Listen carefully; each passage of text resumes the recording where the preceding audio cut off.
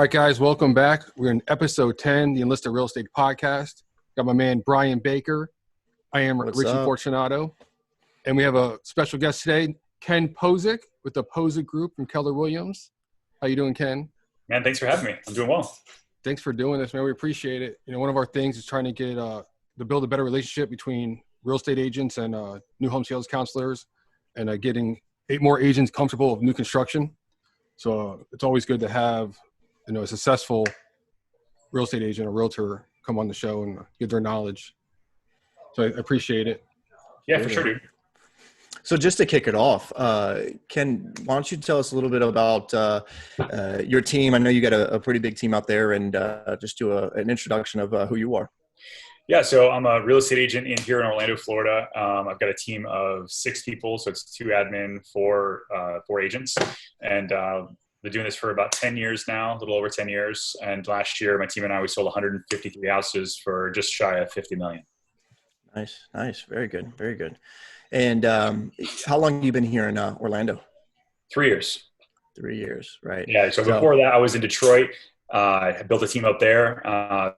Very similar numbers. It took me 7 or 8 years to do it in Detroit, and then it's taken me about 3 years to do it here. So I started over fresh, didn't really know anybody. New construction, I did a ton of new construction in Detroit. And so obviously I started leaning in really hard here as well. And Orlando's a great spot for that, as are lots of places around the country right now that are booming, right? So it's good. Absolutely. Yeah. I remember when you first came to Orlando, and when I was over there at Keller Williams, and Kathy was like, "Hey, I got somebody you need to meet." So that's right. That was cool. Yeah. Awesome.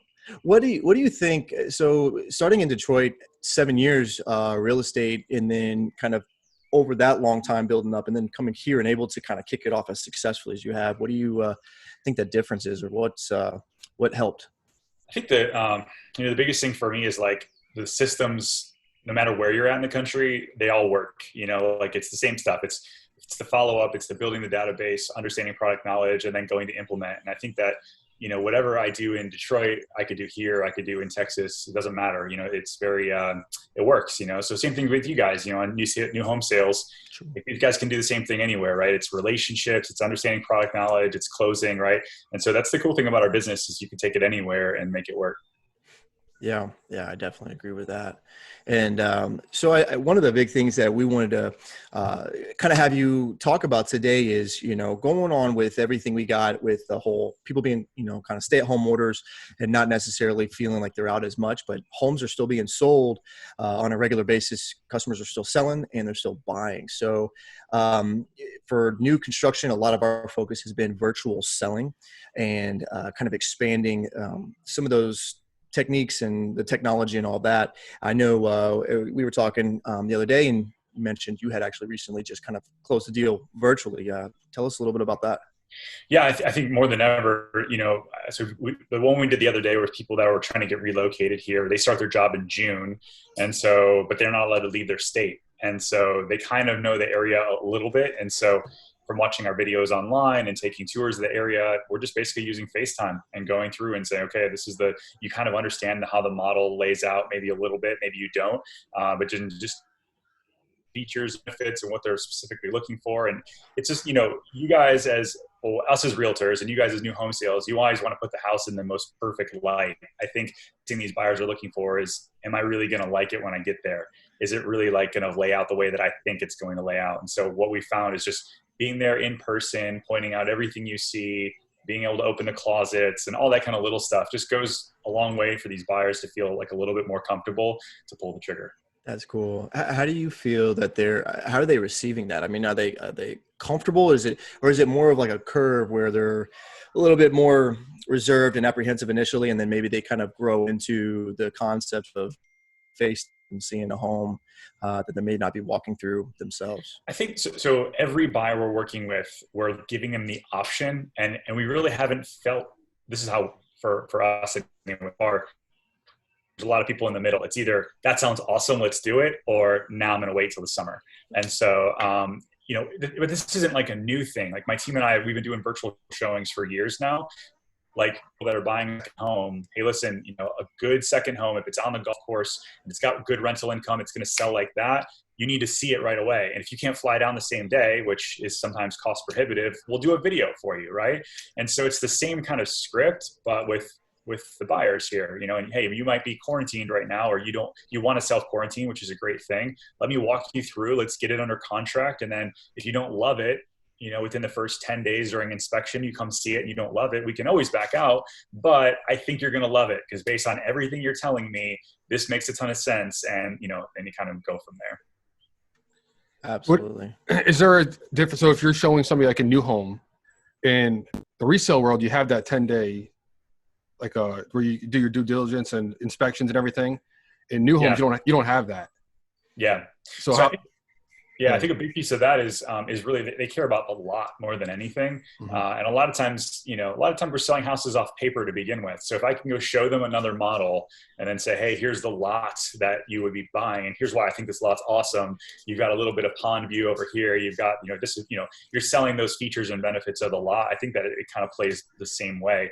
I think that a lot of buyers are going to want to at least know the neighborhood. And I'd love to get your guys' feedback on that. They at least want to kind of, hey, maybe they've been in the area at least a little bit. So that way you're not trying to sell area, neighborhood, lots, layout, elevation, all up front. But I'd love to hear your guys' feedback and what you're seeing. For me, it's always the area. Because I'm my community is close to Lake Nona.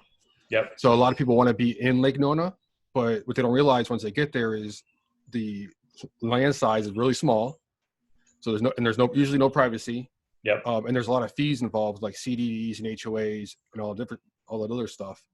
So I'm right on the backside of Laureate Park. Mm-hmm. So it's literally 10 minutes. You're at the VA hospital. You're at Boxey Park in Laureate Park, and a lot cheaper. For a house you're getting into me for like $350 is going to cost you $550 in Laureate Park. Yeah, so it's price and location. Hey, you could be hop right over to Lake Nona in 5 or 10 minutes, but for a couple $100,000 less potentially. Yeah, makes sense. Same thing when we're in Winter Garden. When we were in Winter Garden, it was 2015. It wasn't as built up as it was now. Yeah. So we were trying to get the Windermere people, the people that want to be in Windermere. We're trying to pull them in the Winter Garden. Over to Winter Garden. Yeah. Yeah, but it's literally where we were at. All the way over. It's 15 minutes away. But we were in the same school district. Yeah. No, I get you. I remember that. You live all the way out in Waterley. That's so far away, and now it's in the middle of everything. Right? Yeah. And Windermere, when we were competing against Windermere, people wanted it for the name. Nobody knew Winter Garden, but they were like, "Oh, I want to be, a Windermere." Prestige. Exactly, and that's what we were trying to pull from on that one. But you have to tell them it's not really Windermere; it's a new Windermere.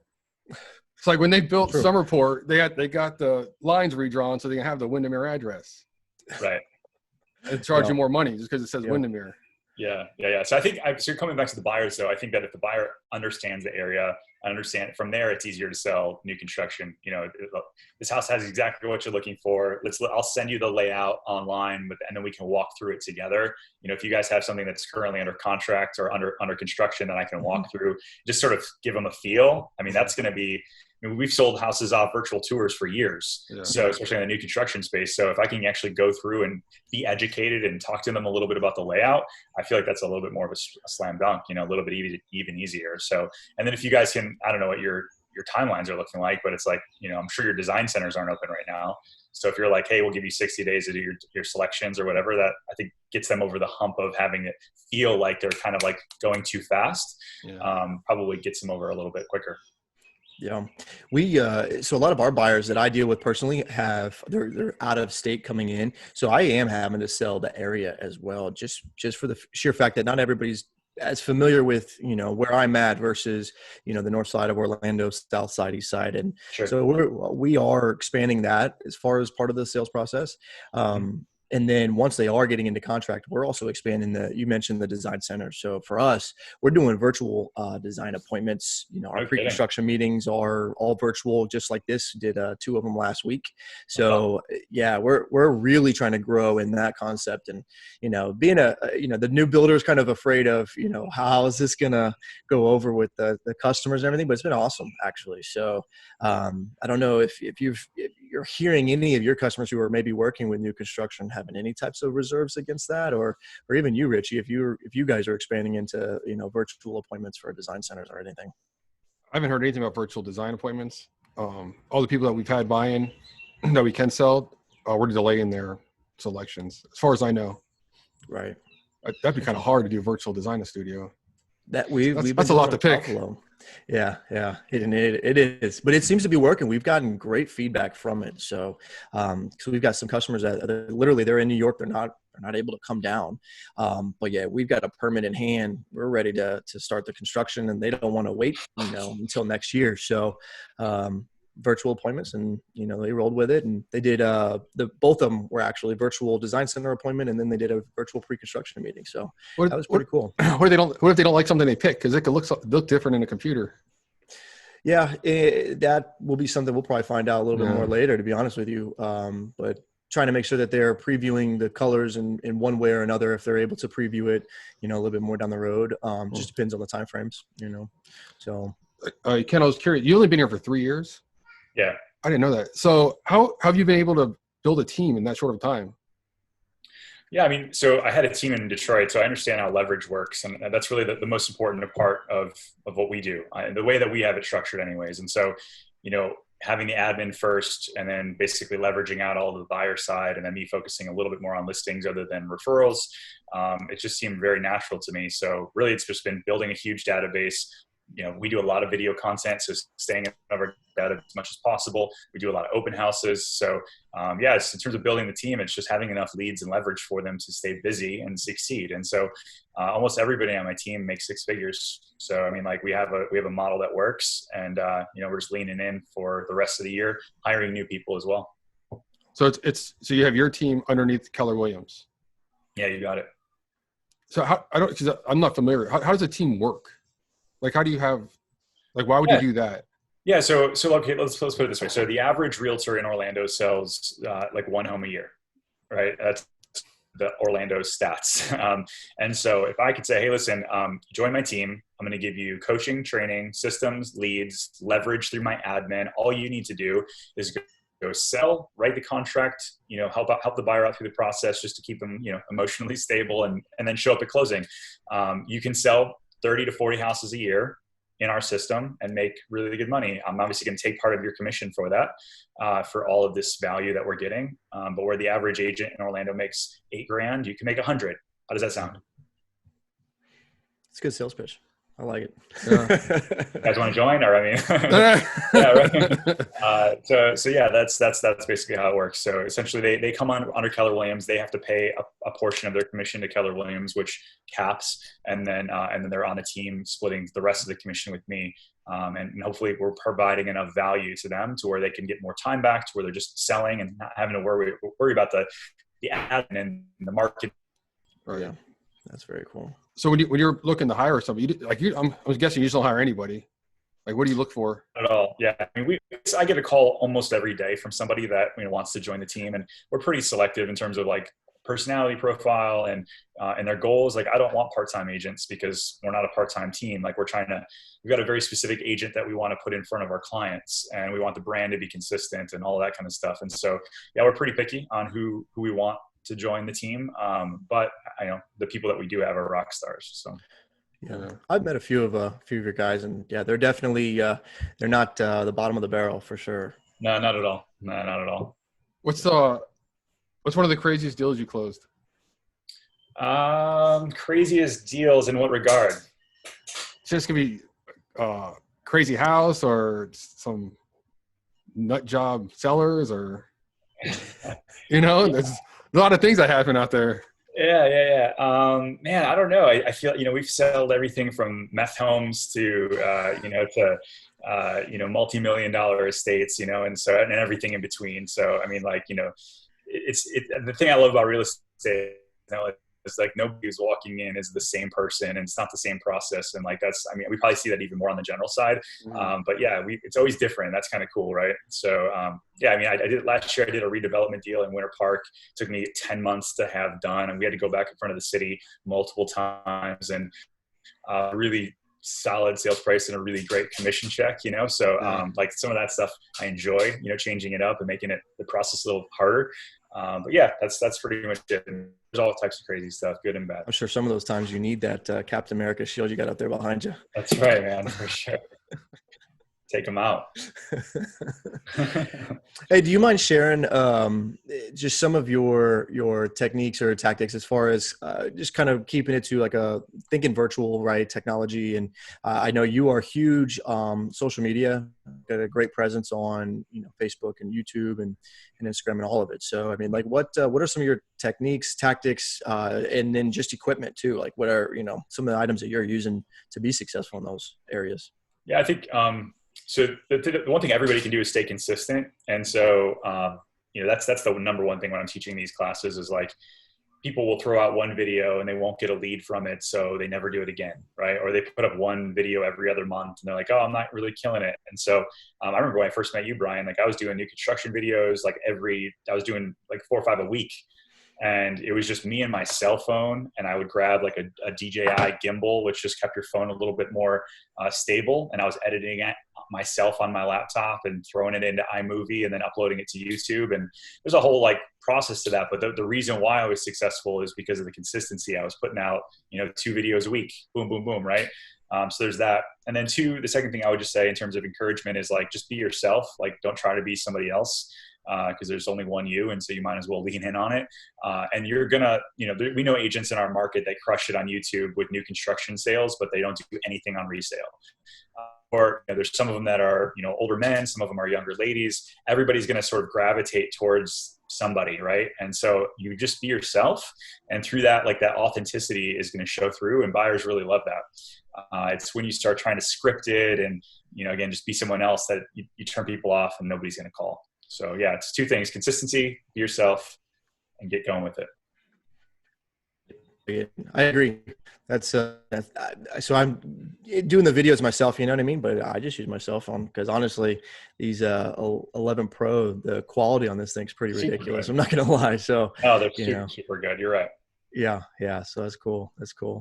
But I told Brian when we started this thing, I was like, if we're going to do this, it's going to be us, We're not going to be like that, standard radio voice podcast and all uptight. It's like, Brian, we're going to do this, man. It's just be ridiculous and sarcastic. And yeah, you got to. I think it's like, what would you do if you were, grabbing a beer with somebody and just kind of talking about work? Like I would much rather listen to that podcast than some overproduced, perfectly scripted deal, right? And so I think that's even now, especially now, people are sitting around their house, like they can, like their bullshit meter is like really, really sensitive.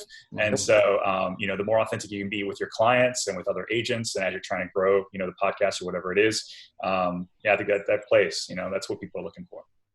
Absolutely. That was our whole goal, is just, provide a value, but have fun. And, we were talking about doing it. So we started, researching some real estate podcast.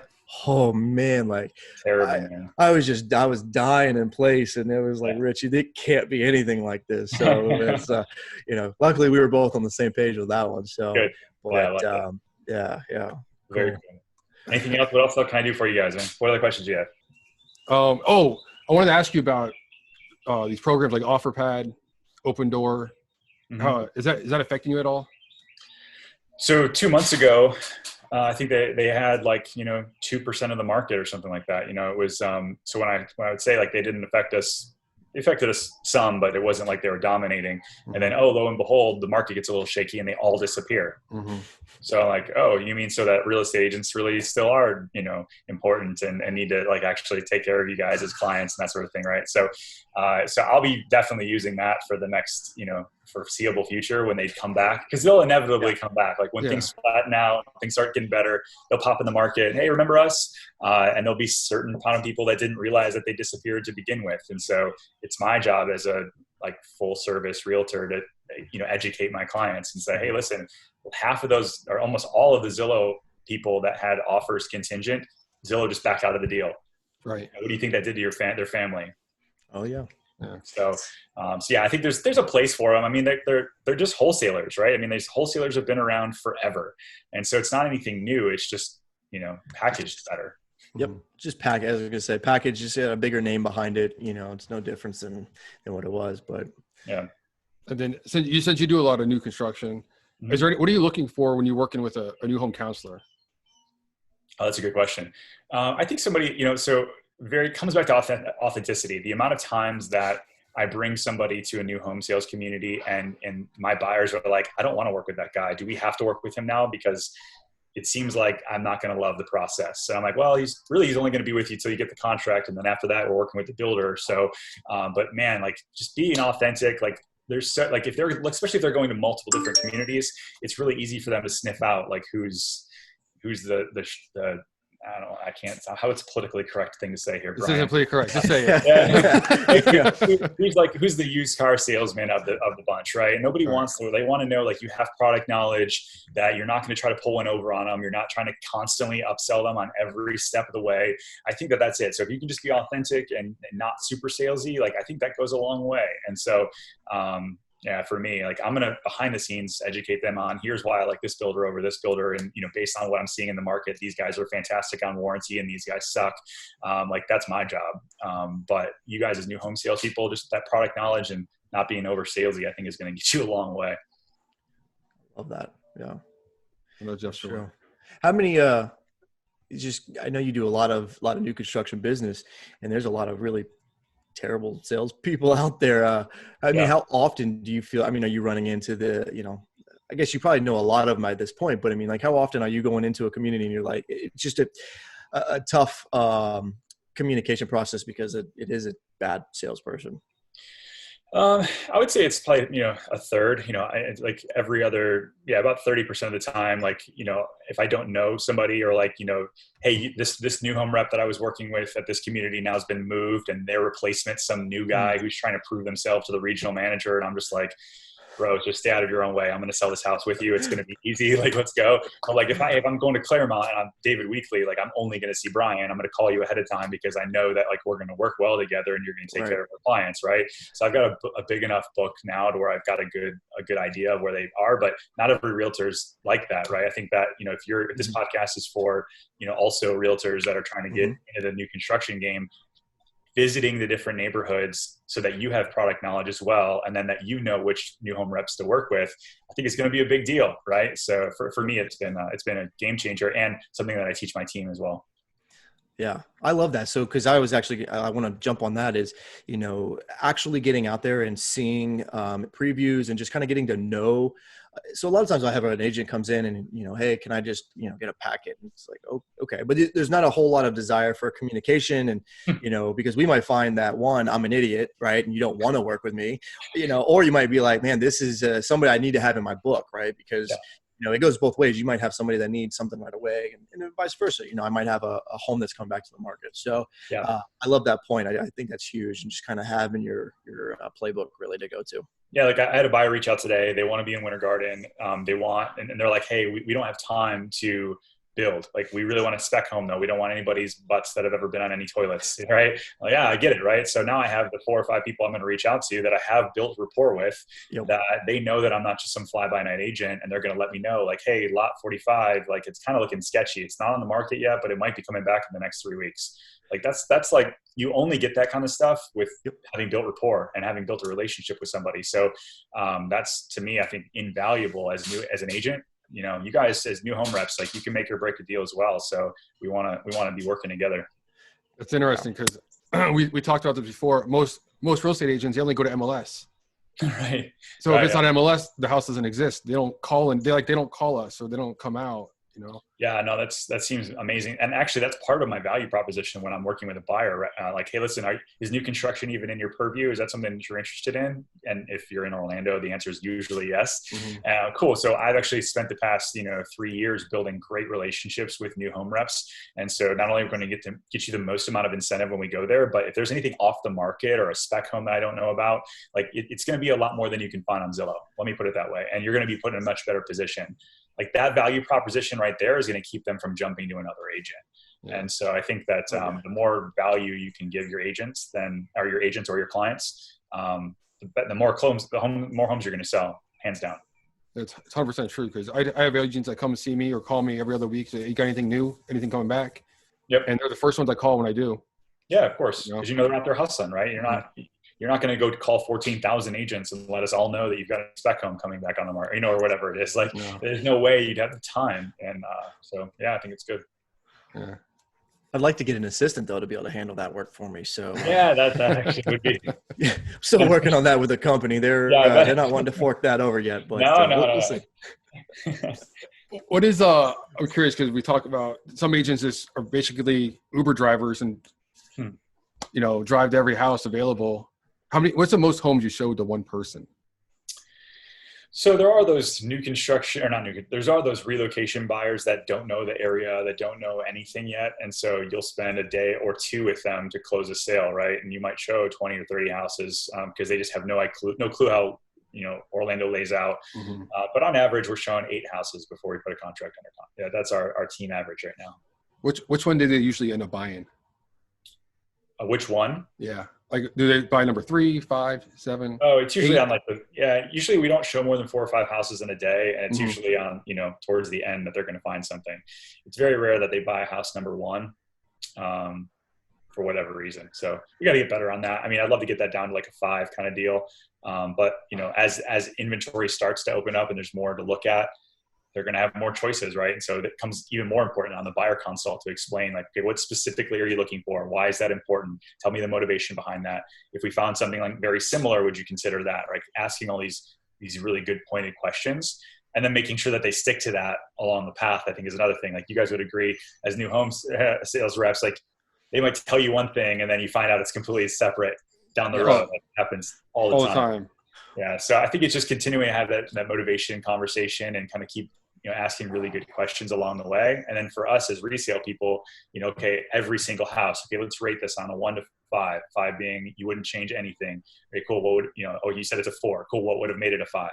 And just so I can start to understand you, Mr. Buyer, as what's important to you. So that way we make sure that we're looking at the stuff that you like, and I'm not wasting my time showing you stuff you don't, I think is important, So it's a training thing. It takes time, I'm sure you guys are able to start, showing less and less homes and spending less and less time with the client before you get them under contract. And that just takes time.